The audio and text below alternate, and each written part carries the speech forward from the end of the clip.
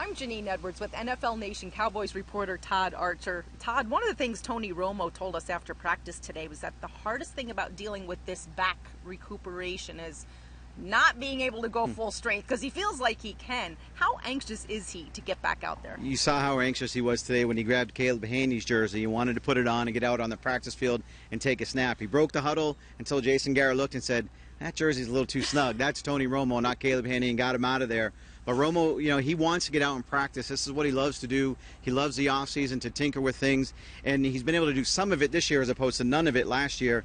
He's really benefited, I think, from getting some of the work, and by the time they get to Oxnard, he'll be 100% ready to go.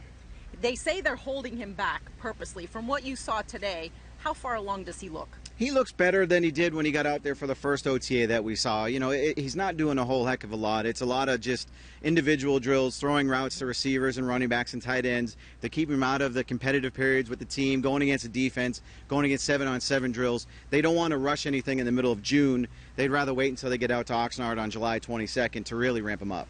So all eyes were on Romo today, but all the talk was about who wasn't here, and that was backup quarterback Kyle Orton, who was contemplating retirement. He didn't show today. It was the first mandatory day he wasn't here. What's the latest on his status? Well, we'll see. Now he's subject to fines totaling $69,455, a $10,000 fine for skipping the physical on Monday. If he doesn't show up at the training camp, that's $30,000 per day. The Cowboys have maintained all along they expect him to play. They'd want him to get out there. They want him to be their number 2. But they like what they've seen from Brandon Weeden. Are they saying that just because Kyle Orton's not here to pressure him to come back, or do they truly believe it? We'll see when they get to Oxnard if Kyle Orton chooses not to show up then as well, if the Cowboys really believe in Brandon Weeden. Yeah, and they say they're not changing their roster right now, but they will handle things from a business standpoint. That'll do it from the Cowboys. And for more on the Cowboys, you can log on to ESPN's NFL Nation.